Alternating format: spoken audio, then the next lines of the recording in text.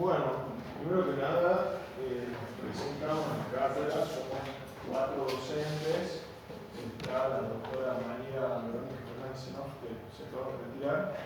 Ella es jefa de trabajo práctico y trabaja además en el laboratorio de salud pública, en el laboratorio de parasitología. La bioquímica Mariana Loy, acá. Ella también es jefa de trabajo práctico y trabaja en el hospital Padilla, en el laboratorio de bacteriología. Después Jacinto Sacur, que es bioquímico, él es también jefe de trabajos prácticos y es becario doctoral del CONICET. Y bueno, mi nombre es Julián Rafael Gil, soy el profesor encargado de la cátedra y bueno, además trabajo como investigador del CONICET de la provincia. Bien, hablemos un poco cómo va a ser el cursado. Hoy iniciamos el dictado teórico de la materia. En principio va a ser presencial las teóricas, como hoy, a las 18 horas, siempre en esta aulita, lunes, miércoles y viernes. Salvo el viernes, que sé que tienen, puede ser epistemología, muchos de ustedes, que es justo a las 18 horas. Entonces habló con la profesora que las teorías se las dé a las 4 de la tarde. ¿De acuerdo? Los viernes. Nosotros. Y va a haber días que vamos a mandar la teoría por mail grabada, o sea, va a ser asincrónica para ciertas teorías. Obviamente, ustedes no sé si han recibido ya el cronograma y van a ver cuáles son presenciales, qué tema, y si hay alguna que se da de forma virtual, asincrónica. La semana de inicio del dictado de los trabajos prácticos es la semana que viene. ¿Ya han estudiado? Pero no se preocupen, que hoy arrancamos con la temática. Los laboratorios, por supuesto, son presenciales. Ya se han inscrito ustedes las comisiones. Vamos a agregar la semana que viene el tema de la comisión 2 para que se dividan.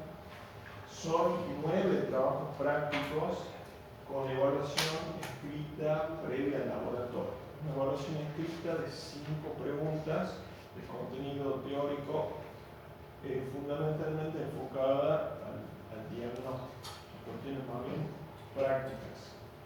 Por eso es necesario que vengan las teorías, estudien, porque es un evaluativo que se aprueba con una nota mínima de 6. La primera parte de la materia, del 1 al 4, trabajo práctico del 1 al 4, después a la mitad de la materia tiene un parcial, que le llamamos el parcial 1. Antes de que rindan el parcial, tienen que tener aprobados todos los TPs, o sea, van a tener una instancia de recuperación. El parcial es básicamente reconocer elementos diagnósticos en el microscopio, es puramente práctico. Entonces, se sientan ustedes en el microscopio, les damos una muestra X, ustedes reconocen el elemento que han visto en los TPs. Sí pasa. Lo mismo sucede en la segunda etapa, que tiene el TP 5 al 9 y rinden el parcial 2, y antes del parcial 2, las recuperaciones.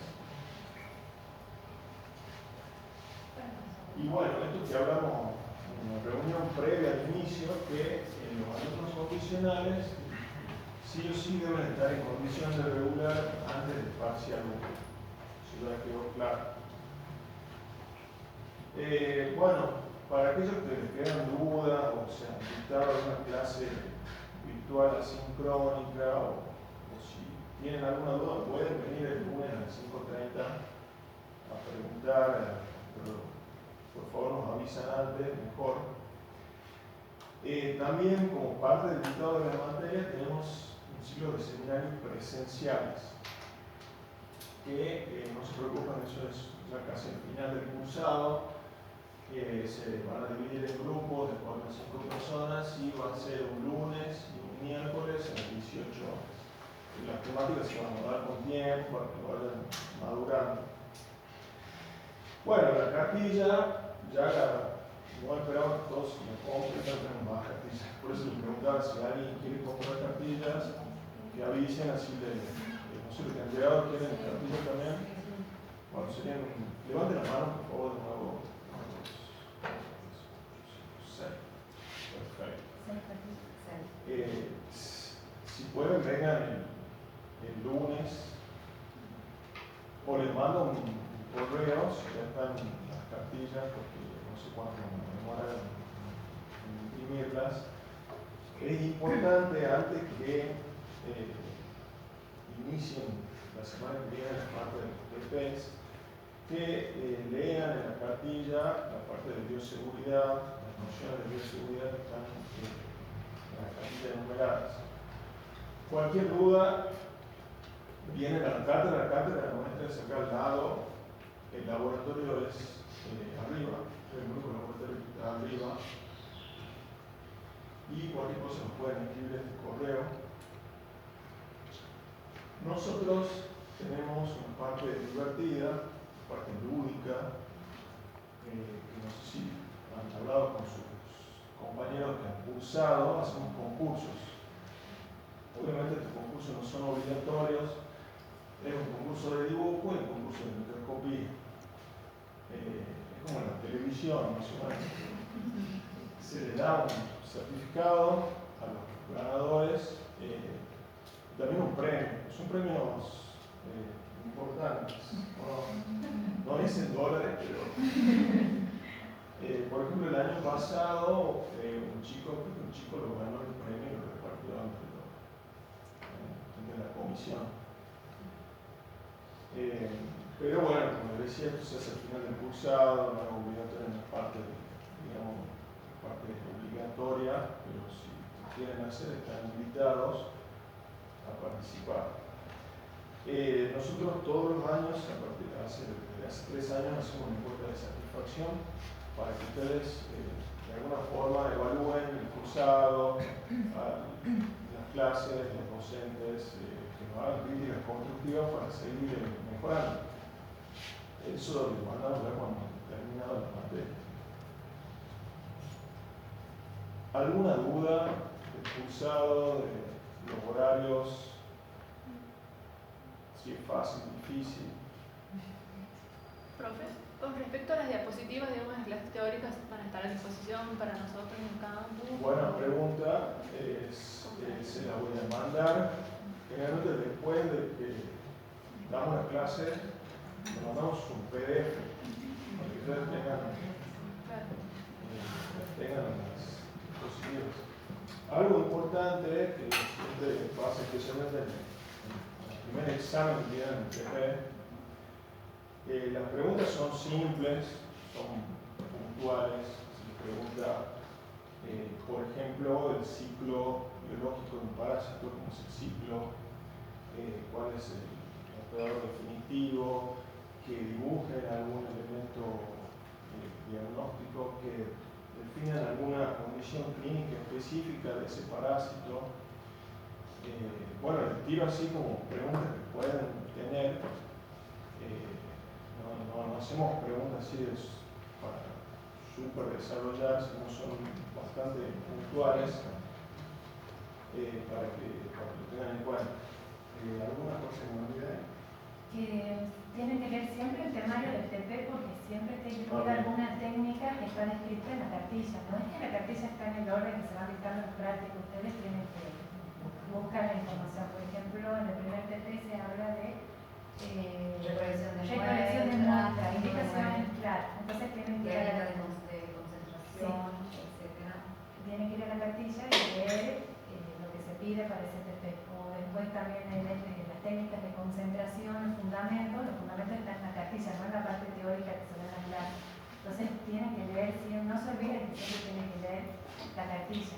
Y sacar los parásitos que están incluidos, porque por ahí hay técnicas que son específicas para un parásito que se ven en un TP y la tienen que leer en la cartilla. No está en el orden del dictado de la materia, no sé si me entienden. Sí. Y si tienen dudas, vengan, pregunten, profe, si tienen dudas del temario, importante que pregunten para que no... Porque una cosa importante es que el TP se aprueba con 5 preguntas, pero 3 tienen que estar correctas perfectamente. No se suma media pregunta de un punto y media de otra hasta alcanzar el 6. 3 tienen que estar bien respondidas. Si no... Otra cosa, si por alguna cuestión no han estudiado, que no tiene que ser el caso, preferimos que vengan y aprovechen en la parte práctica, porque si damos recuperaciones, pero son más acotadas, como más resumidas. Así que vengan, aunque no hayan estudiado, pero bueno, no, que sea un caso excepcional. Y en caso de que por algún motivo esa semana no puedan cursar en una comisión y necesiten cambiarse, tiene que ser algo excepcional, pero vengan y hablen con nosotros. Eso no lo vamos a hacer siempre, en casos excepcionales. Bueno, ahora vamos a arreglar el tema de la división de comisiones y arrancamos con el primer tema de la materia.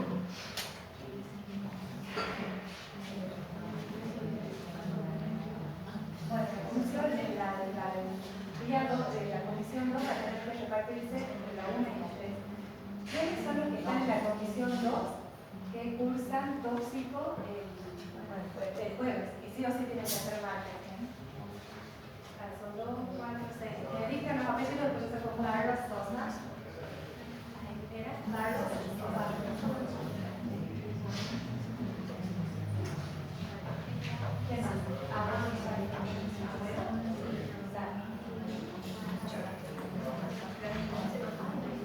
¿Quién más?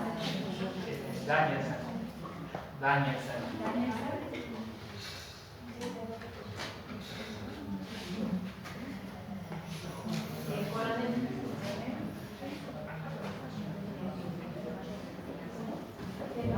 Alvarado.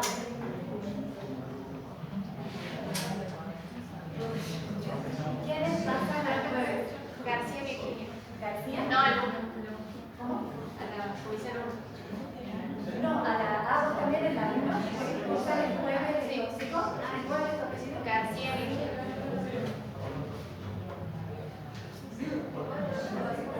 Creo que hay varias García, por la duda pongo Virginia. Virginia, te pongo y para la comisión 3, ¿qué nos quedaría?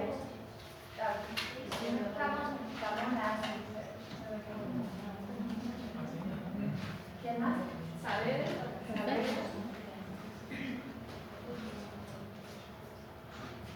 Barbito. ¿Cuánto? Barbito.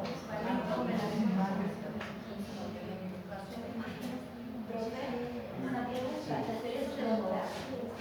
No, depende del tiempo, un minuto, una hora, es raro. ¿Quién más?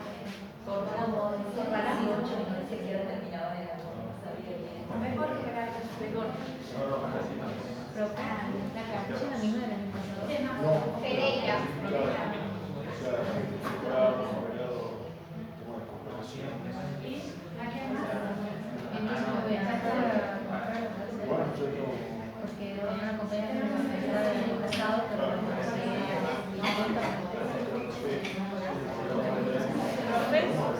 Técnicamente efectivo. Técnicamente efectivo para la cartucha. Sí, es mejor.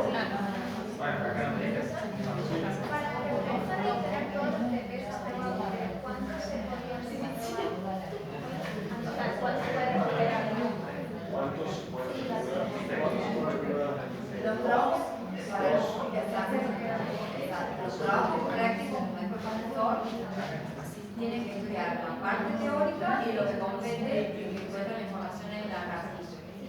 El examen, las preguntas son 5 preguntas, ¿sí? Puntuales, concretas, sencillas, de las cuales 3 tienen que estar bien contestadas, si no desaprueban. ¿Cuándo se pueden desaprobar? 2 interrogatorios, 2 trabajos prácticos, el tercero ya quedan libres. Y como dijo el profesor, a veces que no han adquirido el conocimiento, no han podido estudiar bien, no dejen de faltar de práctica. No es lo mismo recuperar la parte teórica que la parte práctica. ¿sí? Nosotros tenemos 3 horas de práctica, o sea, de 15 horas hasta las 18 horas.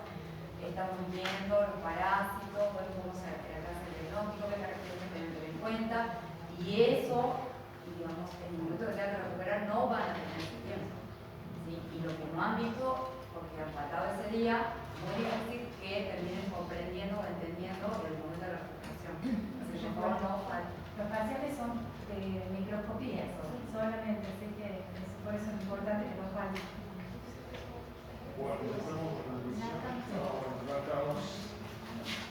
Bueno, vamos a arrancar con el primer tema de la unidad temática 1, que es una introducción a lo que es la parasitología, algunos conceptos que van a ver en toda la materia.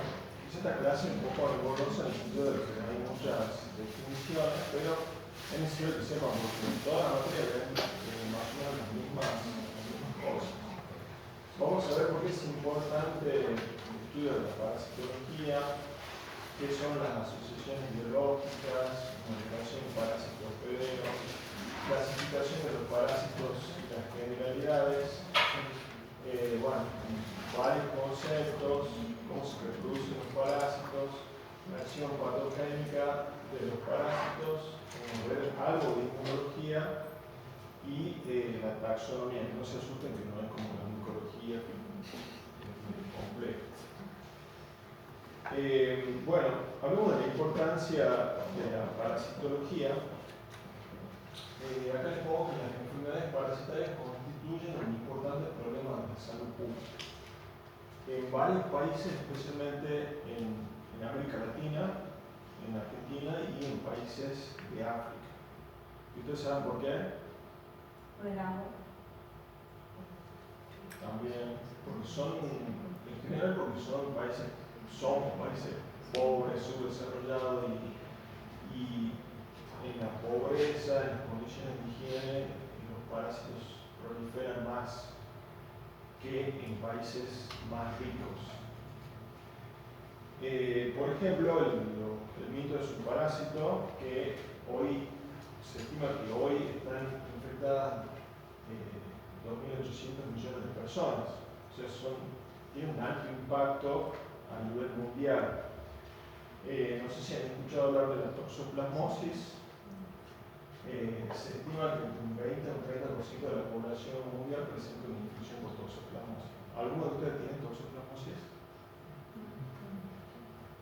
¿Se han hecho algún test? Bueno, no es grave la toxoplasmosis. Hay gente que yo lo tengo y no hace test, pero queda, en el momento que uno se infecta ya queda en el organismo y es especialmente importante en la mujer embarazada que se haga el test, porque si hay una infección activa de toxoplasmosis se puede transmitir al bebé. Pero prácticamente mucha gente tiene toxoplasmosis y no es grave. Cada año se producen entre 300 a 500 millones de nuevas infecciones por malaria, Plasmodium. Nosotros en Bolivia hay mucha malaria que va como bajando. Creo que por el cambio climático también aparecen nuevas infecciones, nuevos parásitos, digamos que por este cambio climático los vectores se van acercando más. En los inmunodeprimidos, una parasitosis puede llevar a la muerte. Se puede generar una hiperinfección y el paciente muere. O sea, hay parasitosis que a veces son inmuniadas, pero pueden generar la muerte del paciente. También las parasitosis dejan secuelas de por vida. Por ejemplo, los chiquitos que van a una escuela tienen una parasitosis. Nadie se las detecta, porque no se les da mucha importancia a la parasitosis, y ese chiquito termina desnutrido, anémico, e indirectamente, digamos, afecta su desarrollo físico y su desarrollo mental. O sea, le deja una secuela a largo plazo. Y todas estas parasitosis que van a estudiar se consideran enfermedades olvidadas, o que en inglés se llaman neglected diseases, que que son enfermedades también desatendidas. ¿Por qué? Era más o menos lo que explicaba al principio. Son enfermedades pobres. Y nosotros los pobres, por eso no tenemos plata para tratarte, para comprar el medicamento. Entonces, ¿qué hacen los farmacéuticos? Dicen, enfermedades pobres, largas, pequeñas. Ellos no tienen plata ni para comprar el medicamento. ¿Para qué vamos a invertir en una vacuna, en un nuevo medicamento? Hay muy pocos tratamientos para parasitosis, debido a esto también, ¿no? Y hay una parte de la parasitología súper interesante que, por ejemplo, han descubierto que hay gente que tiene artritis reumatoidea, que han escuchado hablar de una enfermedad que es bastante dolorosa, degenerativa, no hay tratamientos específicos y se está tratando con, por ejemplo, con un parásito, un huevo de un parásito, le dan ese parásito, y el parásito de alguna forma, digamos, acapara la respuesta del sistema inmune y libera de muchos síntomas al paciente. O sea, hay un efecto de inmunoregulación, así que tiene, no todo es malo en la parasitología, tiene su buen efecto.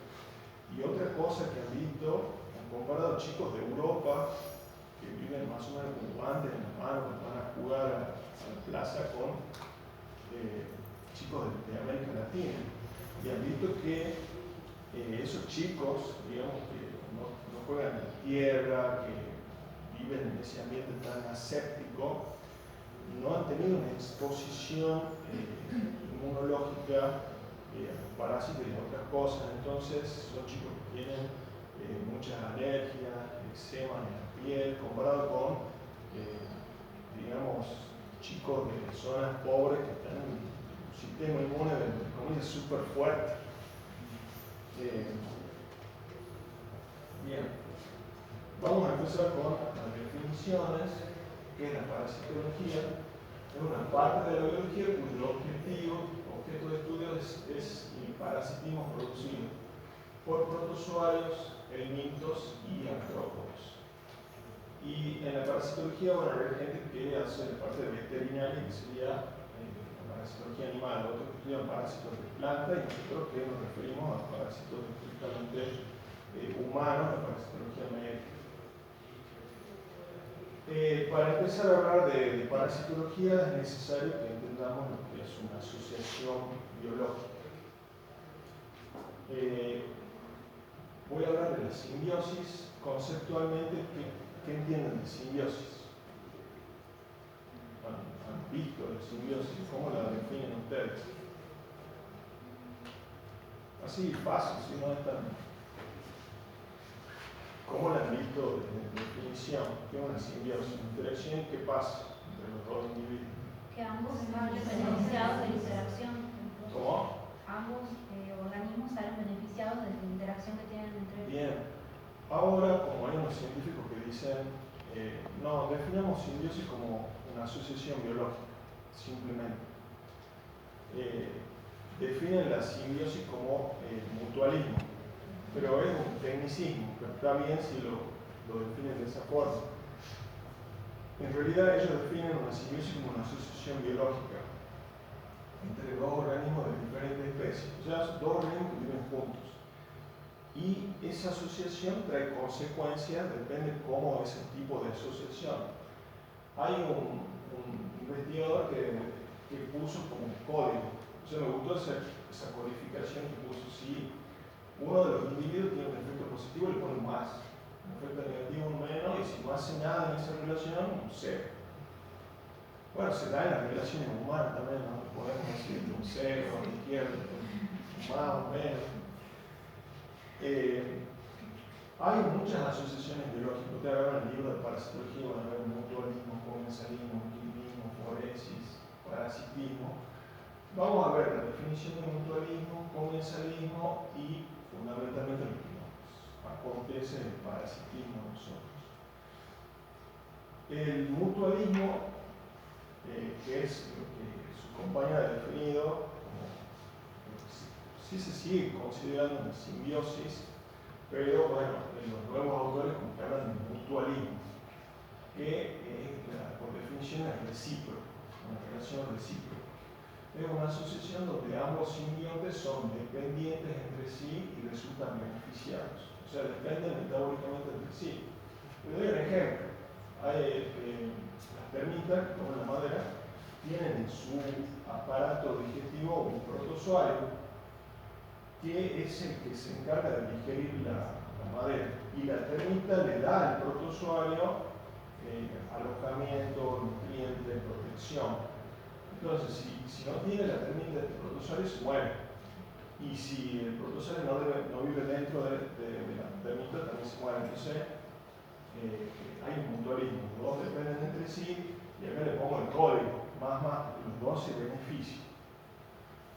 Después vamos a la asociación biológica que se llama, la podemos codificar como más cero, el comensalismo, que se definiría como en la mesa juntos.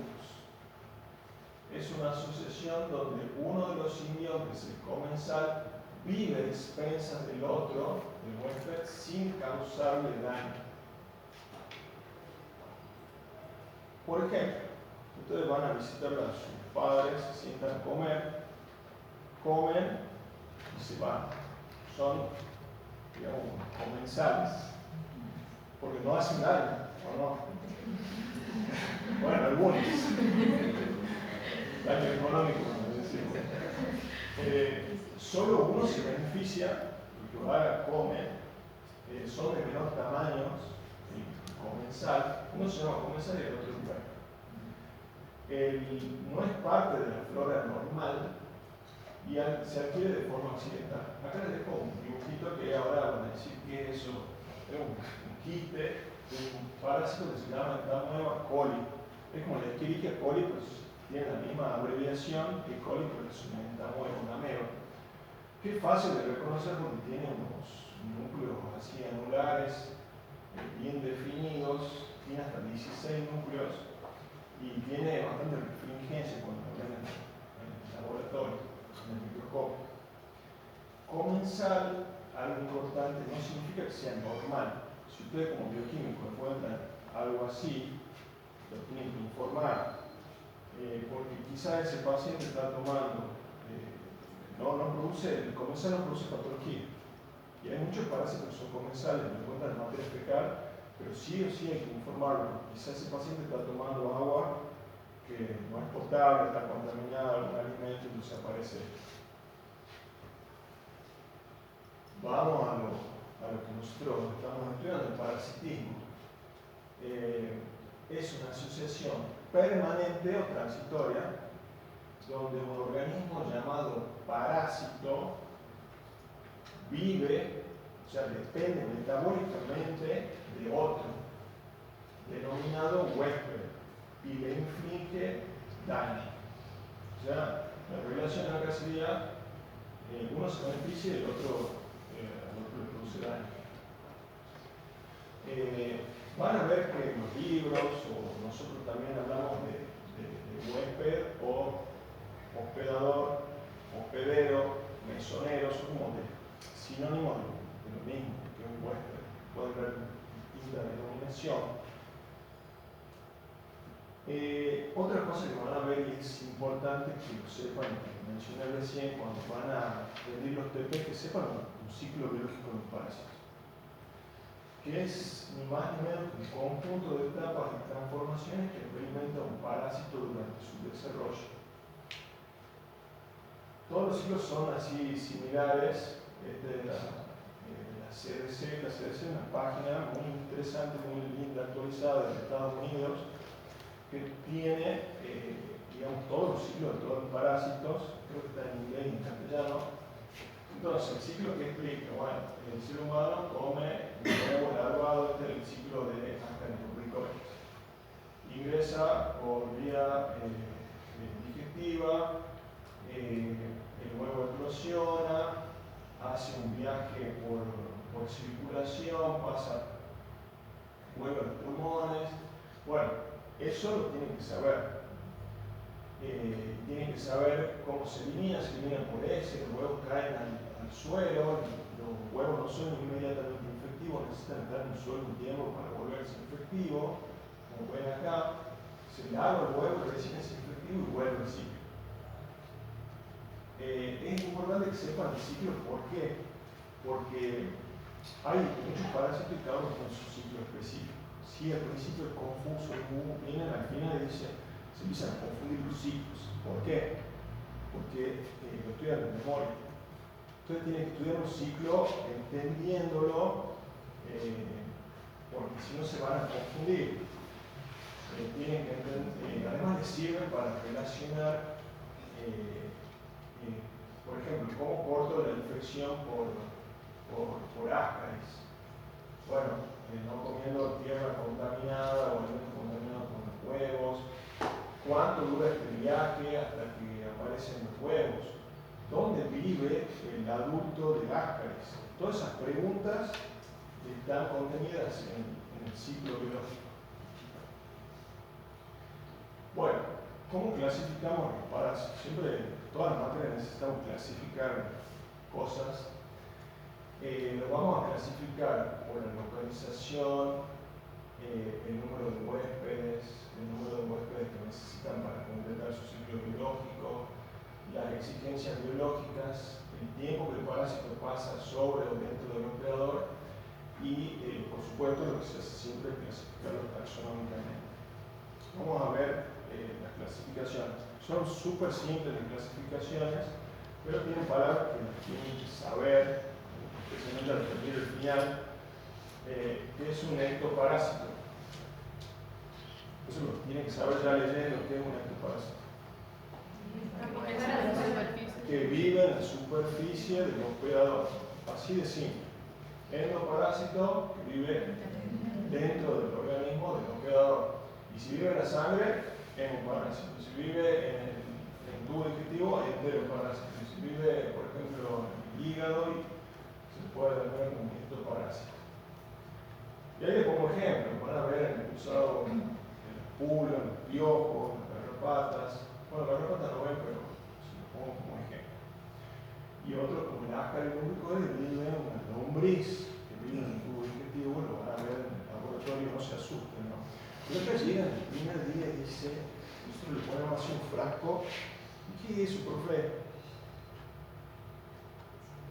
Caca, o sea, guaca, como le decimos acá, pero tienen que perder miedo, son muestras que están con líquidos preservantes, no se asusten, y bueno, va a ser una cosa de todos los prácticos. Bueno, no han grabado eso, ¿no? Sí. Bien, de acuerdo al número de huéspedes que parasitan, tenemos los parásitos, esta palabra estenoceno. Parásitos que tienen un rango reducido de hospedadores. Por ejemplo, van a ver impulsado el tema vectorítico. Afecta el hombre casi exclusivamente.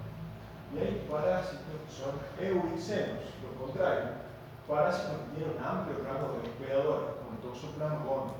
El Toxoplasma afecta a rumiantes, aves, el hombre, felinos, o sea, ha evolucionado tanto que puede adaptarse a distintos hospedadores. Así que estas palabras, estenoceno, euriceno, acuérdense.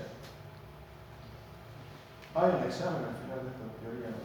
Pero bueno, que recuerdan después. El número de huéspedes que se necesita para completar su ciclo biológico también hace que un parásito se clasifique en un parásito con un ciclo directo o parásito monoceno. El parásito requiere de un solo hospedador para su desarrollo completo. O sea, hay parásitos como el ascaris, trichuris, enterobios, que el hombre hace todo, toda su reproducción. Pero hay parásitos que tienen un ciclo indirecto o heteroceno, o también en un libro lo van a ver como policeno. El parásito necesita, para hacer todo su ciclo biológico, necesita dos o más hospedadores para completar su desarrollo, como la fasciola hepática o la tenisarquina, como ejemplos. Este es el enterobio vermicularis. Ustedes lo han sentido nombrar, o sea, antes de cursar esta materia, los Pseudus. Parásito súper común, que es un ciclo también simple y el parásito necesita el nombre y completa su ciclo.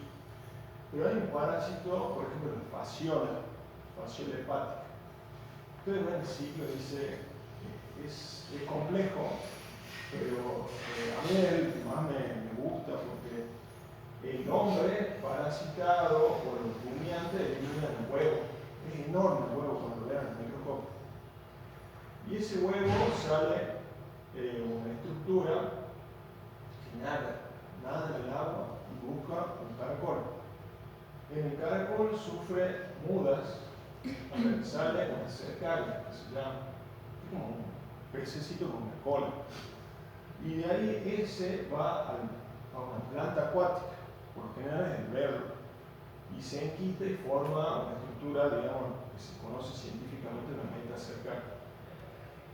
Y de ahí el hombre o los animales, como una vaca, va a comer esto y se infecta.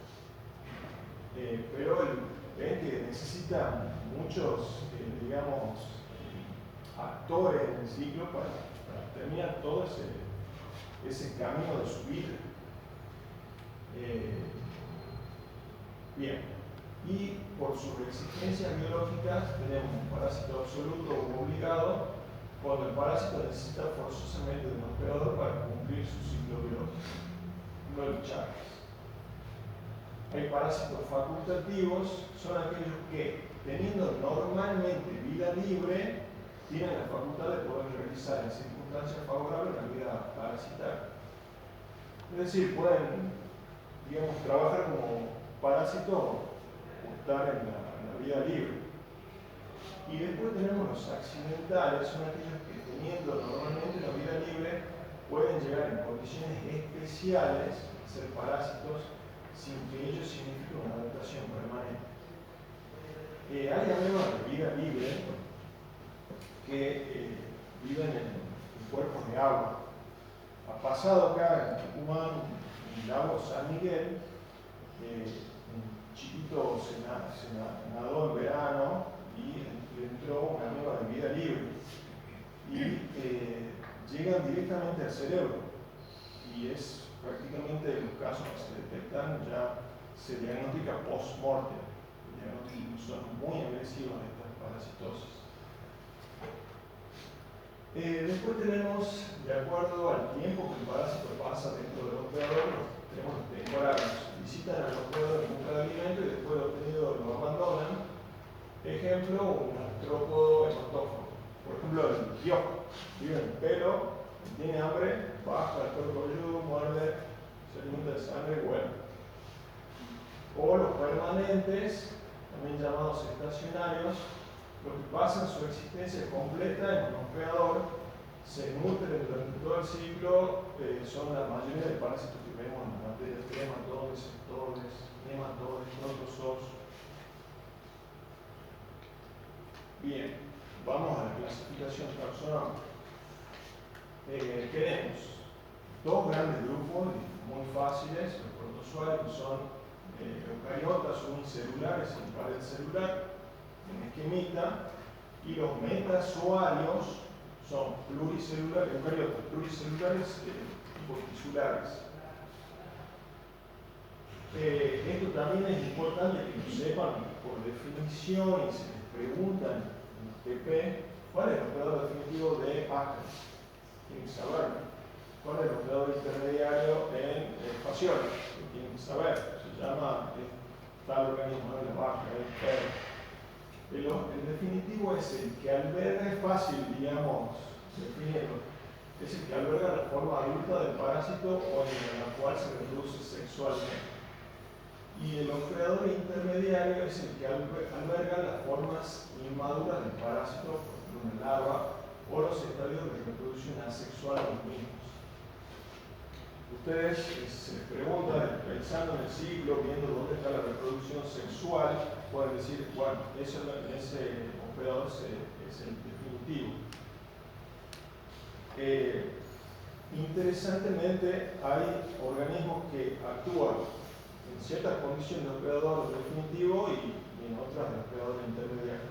El hombre, cuando come carne de cerdo crudo, mal cocido, el cerdo que está infectado con tenia, solium, a ver en detalle, en el sentido de la tenia, se infecta el hombre y en el intestino empieza a crecer una lombriz bastante larga que se va liberando de pedacitos por el ano.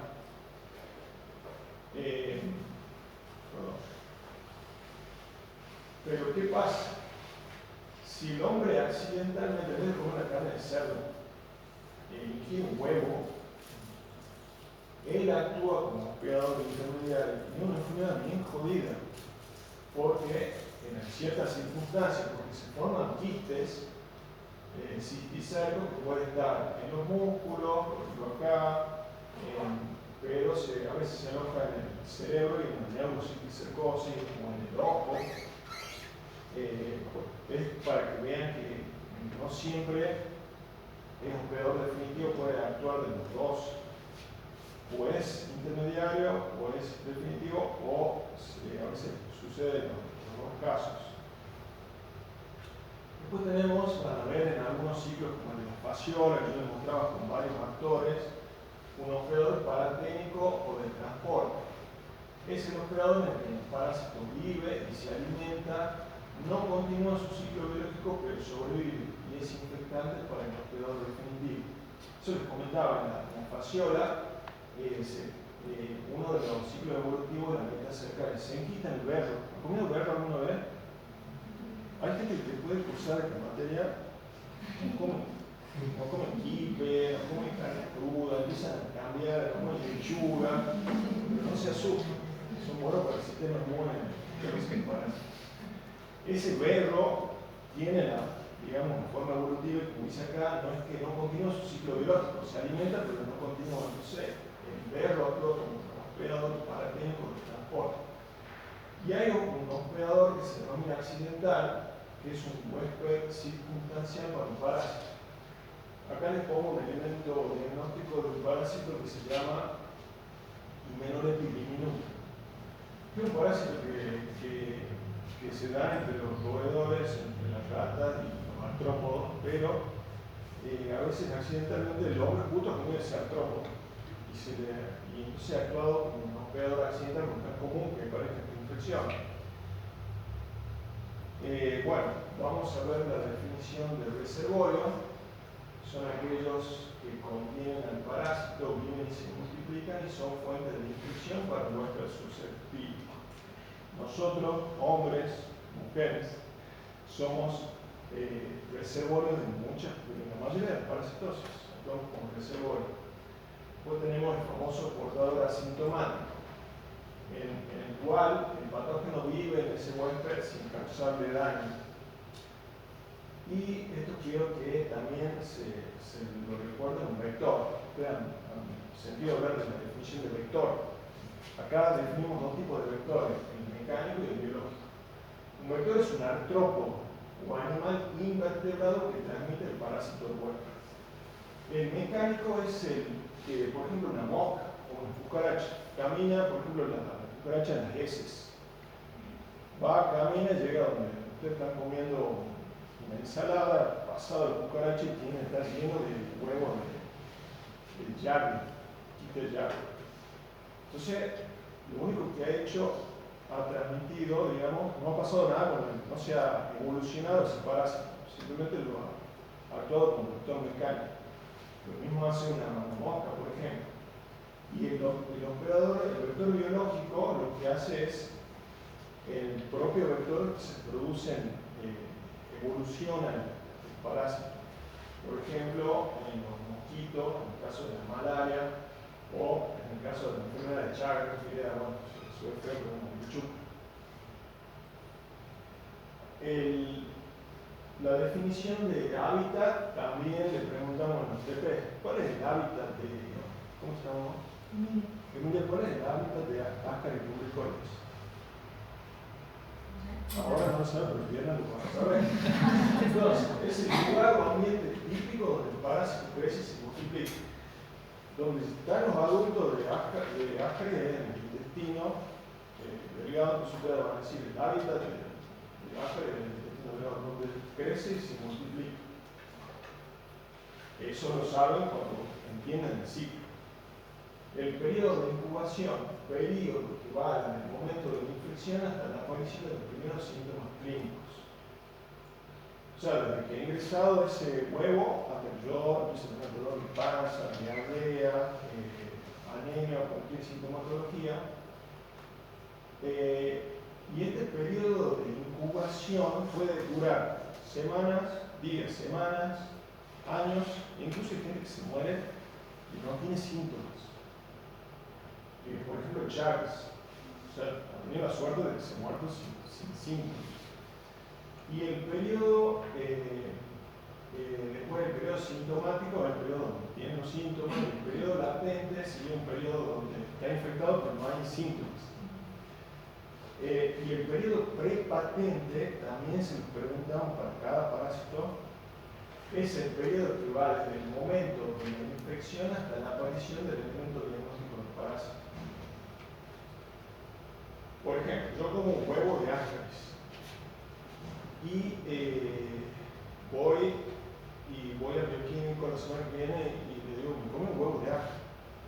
Bueno, tráeme la materia fecal. Bueno, y yo sé que el periodo prepatente es de 2 meses, o sea, 2 meses demora todo ese ciclo para que recién la hembra empiece a liberar los huevos. Es necesario que lo sepan. ¿Cuánto demora ese ciclo evolutivo del parásito para que recién empiecen a aparecer los elementos diagnósticos?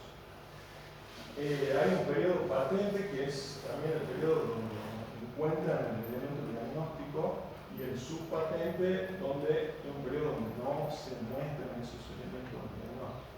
Pero el periodo prepatente, ¿lo han entendido? Bueno, también preguntamos en el PP cuál es la forma infectante o el elemento infectivo que es el estadio evolutivo del parásito que tiene la capacidad de infectar al hospedador. Eso es importante que lo sepan porque, por ejemplo, ustedes dicen la forma infectante del Ascaris es el huevo recién emitido de la materia fecal. No, porque el huevo cae en tierra, necesita evolucionar y es un huevo larvado del elemento infectivo. O a veces dicen, bueno, el elemento infectivo del trofozoide tampoco, el quiste. O sea, ya lo van a ver, pero es importante que lo sepan. O sea, ¿cómo me infecto yo de ese parásito? Y las vías de infección pueden ser variadas, digestiva, respiratoria, entra por la piel, se transmite por la placenta, por contacto sexual, por ejemplo, está la sentido hablar de la tricomonas vaginalis. Cuando una relación estable, de pronto aparece una tricomona vaginalis, es un problema. ¿Sí? Y por transfusión también, el Chagas se puede transmitir de forma transfusional. Hay algo que van a ver también que es la carga parasitaria. Se refiere al número de parásitos existentes en o sobre el animal hospedador en un periodo de tiempo. Bueno, les pongo un ejemplo mucinal que es un tipo de parásitos. Y se especifica como huevo por gramo de heces. Esto lo van a encontrar en la cartilla, cómo hago yo para contar los huevos que hay en la materia fecal, hay protocolos. Y ustedes van a preguntar, pero ¿para qué quiero saber cuántos huevos hay en la materia fecal? Se hace, sí, no se hace de rutina, pero se hace, por ejemplo, cuando queremos saber cuán intensa es la infección, porque hacemos una relación en el número de huevos y tenemos una relación con el número de adultos que hay en el intestino. Otra es que si le doy una medicación, yo puedo ir viendo si baja la cantidad de huevos porque está actuando la medicación. Y otro uso de estimar la carga parasitaria es en investigación. Hay investigadores que lo hacen en recuento. Bueno, la zoonosis, que es creo una definición que la saben, son parasitosis de animales que pueden ser transmitidas en el hombre. Van a haber varias zoonosis en la materia, la gratidosis, la toxoplasmosis, la leishmania visceral, la triquinosis, bueno, eso ya lo vamos a ver hasta el final de la materia. Bueno, vamos a ver la reproducción. Creo que ya lo han visto en otras materias, por eso es algo muy simple, muy cortito. Tenemos la reproducción de los protozoarios, que son estos organismos unicelulares. Tenemos fase asexuada y sexuada. En la sexuada, tenemos la división binaria, longitudinal. Tenemos una célula, luego se divide, el protoplasma va hacia los extremos y se genera de una célula madre dos células hijas independientes. Fisión múltiple o esquizogonía. Tenemos una célula con su núcleo, el núcleo se divide, a cada núcleo lo rodea un citoplasma y esta célula madre explota y se liberan células hijas o conocidas como merozoitos. La tercera es la endodiogenia. La célula madre, su núcleo se divide en dos. Dentro de la célula madre se forman dos células hijas y desaparece la célula madre para que se formen esas dos células hijas. Y también los protozoarios tienen una reproducción sexuada. Una forma que van a ver es en el Balatilio coli, que es la conjugación. Tenemos dos individuos con material genético distintos. Físicamente hay una interacción y en esa interacción intercambian material genético. Acá están intercambiando y después se separan, cada uno va por su lado con información genética nueva. Y la singamia, tenemos el macrogametocito, el femenino y el microgametocito. El microgametocito es móvil. O sea, el macho va hacia la hembra, digamos, fecunda y se produce lo que se conoce el cigoto, que es una célula diplóide. Esas son definiciones que ya han visto ustedes, creo, en biología, pero bueno, les doy algunos conceptos.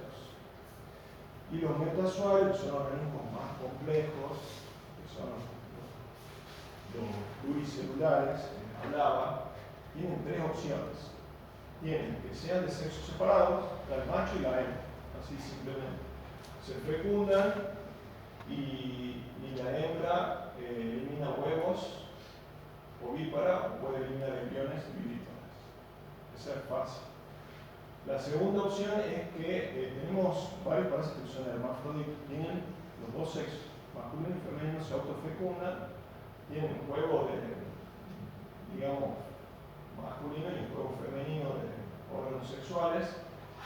Por ejemplo, son huevos de teña, la teña es hermafrodita. Y el tercer caso, que sean partenogénicos, desarrollo de óvulos no fecundados que dan origen a larvas. Y estas larvas que evolucionarán a adultos sexualmente diferenciados. Lo van a ver en un parásito que se llama Strongyloides stercoralis. Los nombres de los parásitos yo sé que son difíciles, los escuchan como nuevos, pero por definición, por ejemplo, Ascaris lumbricoides. Se llama lumbricoide porque hace mucho que se los conoce el parásito en la antigüedad, y le han puesto lumbricoide porque ellos creen que el Ascaris lumbricoide era el lombriz de tierra. Tiene la forma y las características de un lombriz de tierra.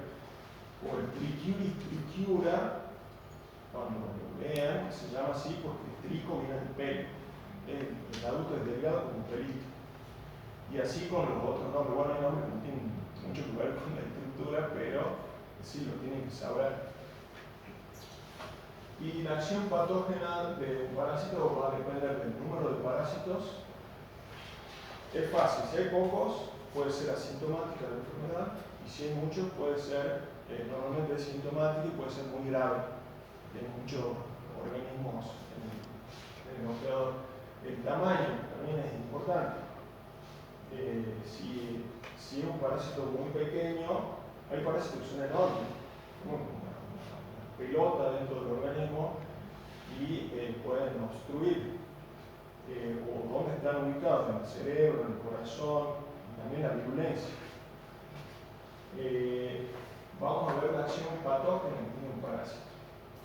Puede tener una acción poliatriz, acción mecánica, traumática, bioquímica o inmunoalérgica. Por ejemplo, este parásito vive en el intestino y tiene reacciones poliatriz o sustractoras. Es decir, a través de su superficie absorbe nutrientes, compite con nosotros, absorbe alimentos, proteínas, vitaminas. Además, había un médico muy poco ético que le daba, que era una dieta para adelgazar, le daba cápsulas que tenían huevos de parásitos. Obviamente se llenaba el parásito del paciente porque la persona se volvía flaca porque absorbía todos los nutrientes. Y por ejemplo lo van a ver que se llama un cinario, parece un monstruo cuando se le hace una microfotografía, tiene dientes, con esos dientes se clavan la mucosa y chupa sangre. Le llamamos nosotros el parásito que chupa sangre. Entonces tiene acción exfoliatriz, sustractora. Después tenemos acción mecánica, es una acción que produce una obstrucción, ocupación o compresión. Es el que le decía que era una pelota, un quistilatídico. Punto está en el cerebro.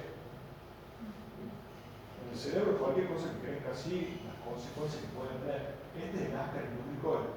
Yo le decía una lombriz como tierra. Hay tantos individuos que se enrollan entre sí, bloquean el intestino. Estos son, el paciente ya murió por la intensidad de la infección. ¿Reconocen lo que es esto?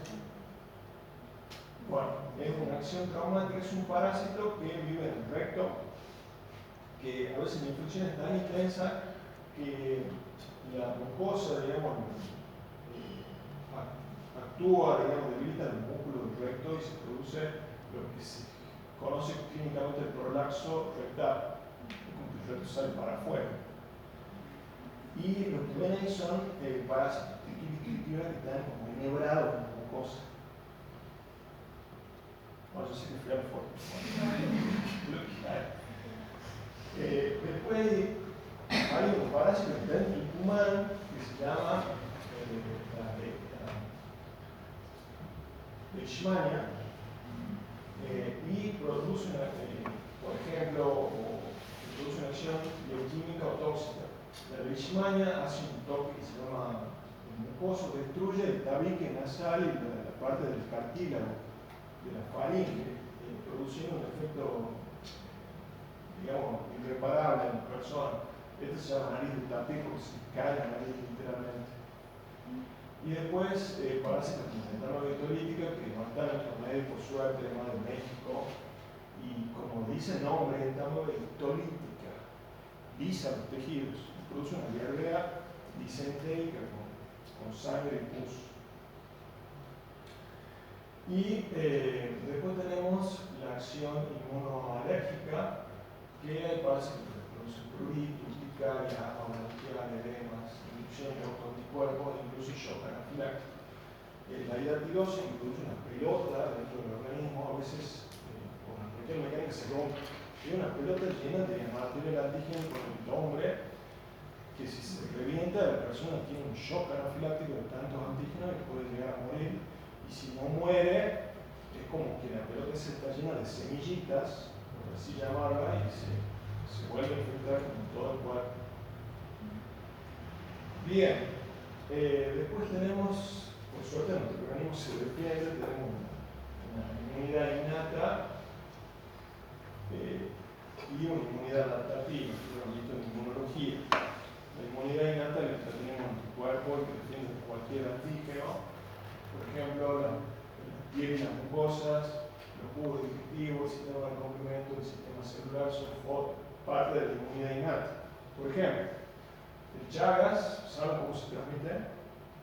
Un vector que pica, y para que entre el parásito tiene que haber una lesión en la piel. Entonces, la piel actúa como la primera barrera. Después, los jugos digestivos también es una buena barrera porque pueden disolver ciertas formas de parásitos. Por ejemplo, el jugo digestivo agrede microfosforitos de Giardia y no deja que genere una infección, no hace el quiste de Giardia. Después, el sistema de complemento, hay parásitos que activan, digamos, espontáneamente la vía interna del complemento, entonces se produce esa reacción que evita la infección. Después tenemos el sistema celular, los macrófagos, los eosinófilos, que son células donde el antígeno atacan, como el macrófago. Y después tenemos la inmunidad adaptativa, donde tenemos una inmunidad humoral mediada por anticuerpos, sistema de complemento, y una inmunidad celular mediada por linfocitos T fundamentalmente y otras células. No quiero entrar en detalles inmunológicos, pero sí esas cosas básicas, por lo menos que sepan. La inmunidad humoral, antígenos y parásitos, originan una respuesta específica con anticuerpos de acción directa e indirecta, y es efectiva contra parásitos extracelulares que no están dentro de una célula. En cambio, la inmunidad celular es una respuesta celular con antígeno específico y eliminación de parásitos intracelulares. Y como protagonistas están los linfocitos TCD4, TCD8 y otras células efectoras. Bien, ya vamos llegando al final. La evasión de la respuesta inmune del parásito. Son los parásitos, cuando ven este capítulo, son los maestros de evadir la respuesta inmune. Son, diría, organismos muy inteligentes. Por ejemplo, el Toxoplasma gondii nosotros lo infectamos y queda inquistado en distintas partes del organismo y queda ahí, no produce nada, pero no lo detecta el sistema inmune. O una ubicación del parásito dirigido con escaso crecimiento del sistema inmune van al cerebro y tampoco es difícil que lo elimine el parásito, acá en este caso la neurocisticercosis producida por la tenia sólida. Hay parásitos que hacen una variación antigénica de superficie. Entran al organismo, tienen antígeno, viene el sistema inmune y se están cambiando de ropa. Viene de vuelta el sistema inmune, se vuelven a cambiar. Es impresionante cómo tienen esa capacidad de cambiar su superficie inmunológica. Y algunos que tienen una similitud antigénica del parásito con el antígeno del hospedador. Simulan nuestro propio antígenos, digamos.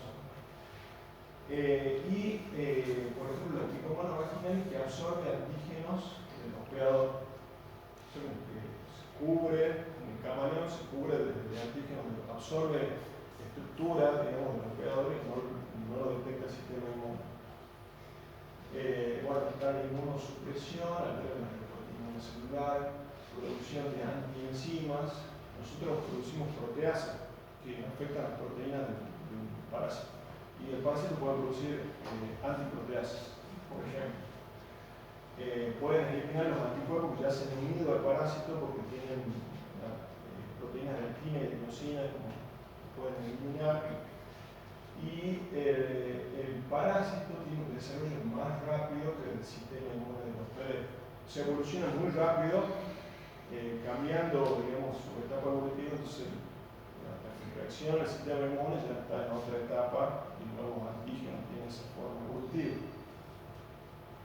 Ya terminamos. Ahora, ustedes conocen los grandes reinos. Nosotros nos vamos a concentrar en protista y animal. Dentro de los protistas vamos a tener lo que vamos a estudiar nosotros, los protozoarios. Todo lo que vamos a estudiar, parece mucho que no son tantos. O sea, tienen los protistas y los protozoarios. Y después tienen en el reino animalia un grupo que se llama los metazoarios, que yo les decía que son los pluricelulares, los protozoarios son unicelulares. Tenemos dos grandes grupos acá. Es bien fácil la clasificación. En los metazoarios tenemos los artrópodos, que pueden ser insectos como los piojos y las pulgas, o los arácnidos como los ácaros. Y dentro de los helmintos, el otro grupo, digamos, de los metazoarios son helmintos. Helminto significa gusano. Y los gusanos pueden tener dos morfologías. O son redondeados, gusanos redondos, les denominamos nematodes. Tengo un fotito así, un gusano así como una lombriz. Son todos de esta morfología. Y después tenemos otro tipo de gusanos que se llaman platelmintos, que por definición son gusanos chatos. Que ese gusano chato puede estar estriado como los sectores, las teñas, la unión X, el botín, o puede tener esta forma foliácea con una hojita, con fascioles. Son los denominados, por un lado, los sectores, los gusanos chatos estriados y los gusanos que tienen esta forma foliácea, que son los trematomes. Y acá terminamos. La bibliografía, si quieren, para su propia autoevaluación, les dejo ahí, pueden escanear el link. Y son preguntitas de la teoría. Ustedes se autoevalúan cosas más importantes, si quieren, o educativos.